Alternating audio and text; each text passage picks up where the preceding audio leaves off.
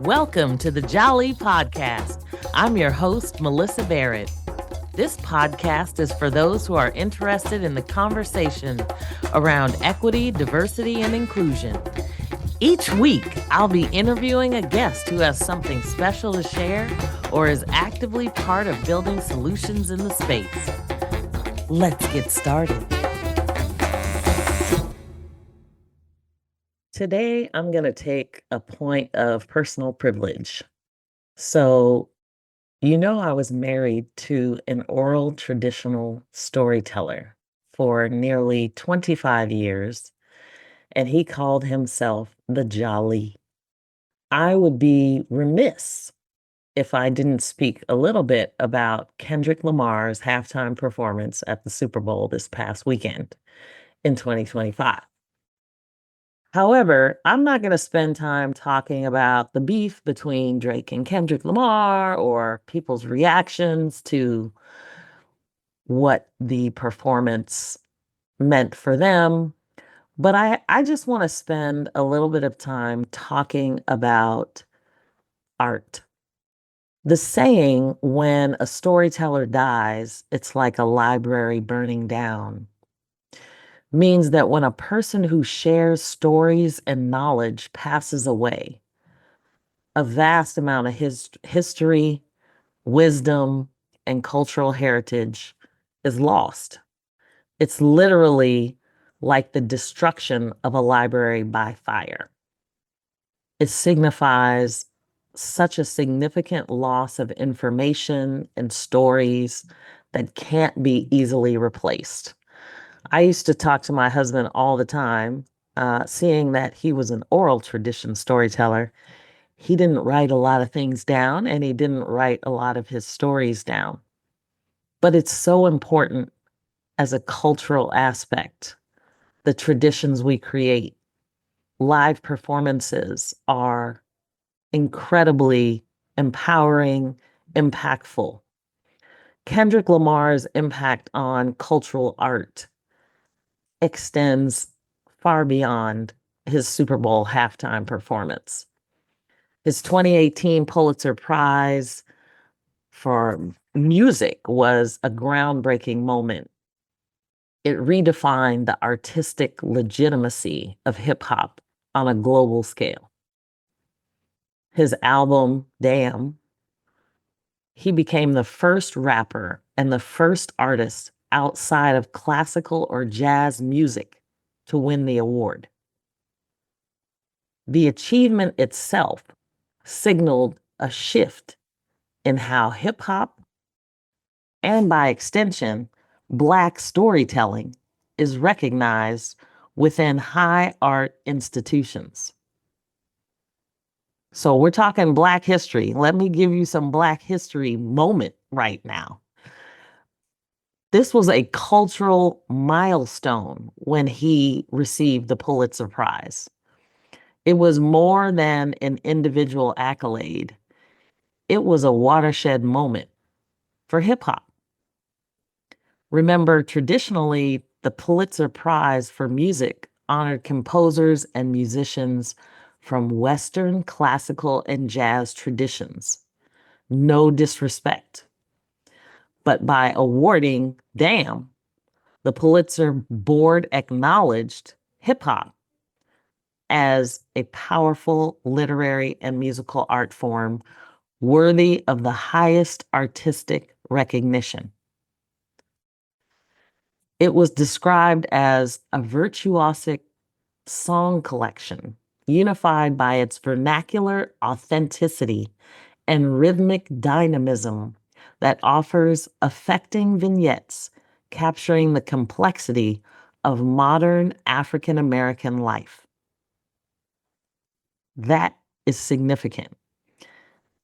The recognition challenged conventional definitions of high art and elevated hip hop to a new cultural status, reinforcing it as a vehicle for intellectual discourse, political critique, and storytelling. And its impact on America and the world is incredible.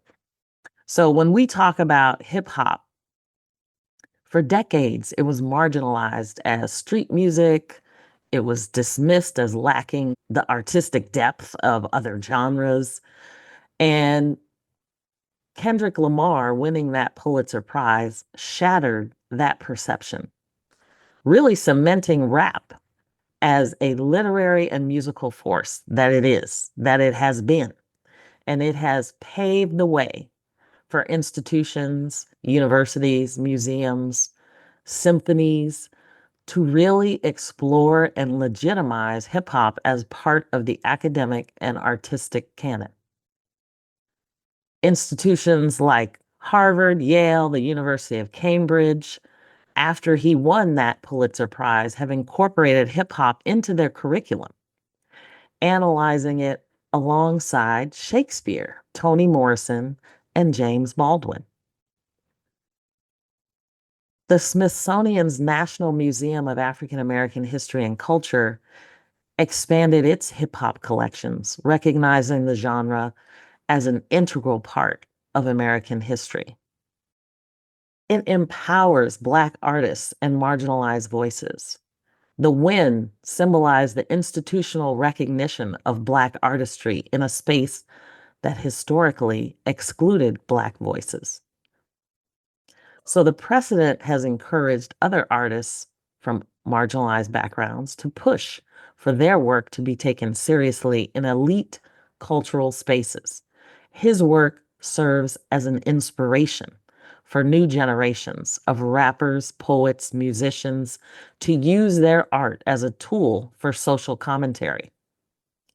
He has influenced artists across the world, from African griots modernizing their storytelling traditions to Latin American and Middle Eastern rappers using hip hop as a platform for resistance against oppression. The global reach of hip hop as protest art, the themes that he explores with respect to racial injustice, spirituality, personal struggles, it makes his music relatable to oppressed communities worldwide. And his Pulitzer Prize winning album reinforced hip hop's role in global movements for justice. Hashtag End SARS in Nigeria. Protesters used Kendrick Lamar's lyrics during demonstrations against police brutality. South Africa's anti-apartheid legacy. His music resonates deeply in post-apartheid South Africa, where hip hop is a crucial tool for social change. Palestinian and Latin American movements. His success inspired artists in regions where rap is a voice for those living under occupation and systemic oppression. His Pulitzer Prize win and his Super Bowl halftime performance both represent major cultural shifts. The Super Bowl put his art in front of mainstream America, while the Pulitzer solidified his intellectual and artistic genius. His ability to blend entertainment, activism, and high art has set a precedent for how hip hop and cultural art will be viewed and valued in the future. By redefining what is considered high culture, Kendrick Lamar has transformed living cultural art, ensuring that the voices of the streets, the marginalized, and the historically silenced are recognized on the world's biggest stages. His legacy is not just about music. It's about changing the way culture is understood, valued, and preserved. And I know everyone is talking about different aspects of his performance in a variety of ways. But let me just take one reference where he highlights 40 Acres and a Mule. Many may not understand the significance of the phrase 40 acres and a mule. So let me give you some background. The phrase 40 acres and a mule represents one of the earliest promises of reparations to formerly enslaved African Americans after the Civil War. Issued in 1865 under Special Field Order number 15 by Union General William T. Sherman, the directive was meant to redistribute confiscated Confederate land to newly freed Black families, offering them a tangible foundation for economic independence. However, this promise was quickly revoked by President Andrew Johnson, forcing Black Americans back into cycles of poverty and systemic exclusion from wealth building opportunities. So, we keep talking about diversity, equity, and inclusion and why we need to be talking about it. This is exactly why. This type of betrayal has echoed through generations, shaping economic disparities that persist today. The absence of this promised land ownership left Black communities vulnerable to discriminatory policies such as redlining, segregation, mass incarceration. It's within this historical context that Kendrick Lamar's work gains even greater significance. So his music is not just a reflection of present struggles, but a direct response to the systemic injustices that began with broken promises like 40 acres and a mule. And trust me, that was not the first promise that was broken. Lamar's artistry embodies a form of reparative justice through storytelling, reclaiming narratives that have been silenced and demanding equity in cultural, economic, and social spaces. His Pulitzer Prize and Super Bowl performance serve as modern-day reminders that while America denied Black people land and wealth, it could never strip us of our cultural power.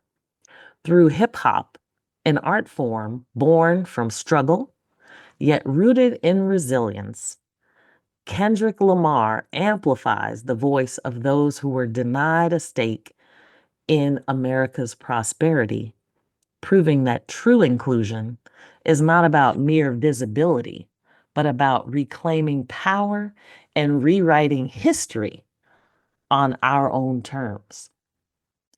To further emphasize the impact of diversity, equity, and inclusion, let me just say that his influence extends beyond social impact.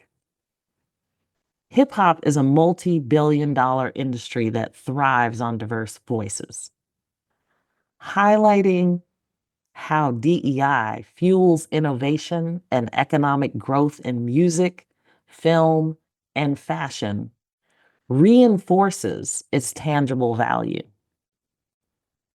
Cultural art is a reflection of society.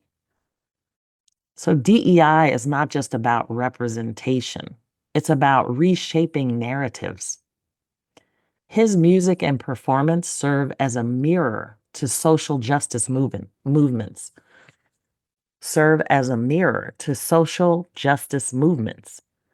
which have inspired global activism from Brazil to France. Since his Pulitzer Prize win, more mainstream institutions such as the Grammys, the Library of Congress, academia have expanded their recognition of hip hop and diverse storytelling. His work has inspired marginalized artists worldwide to reclaim their own narratives.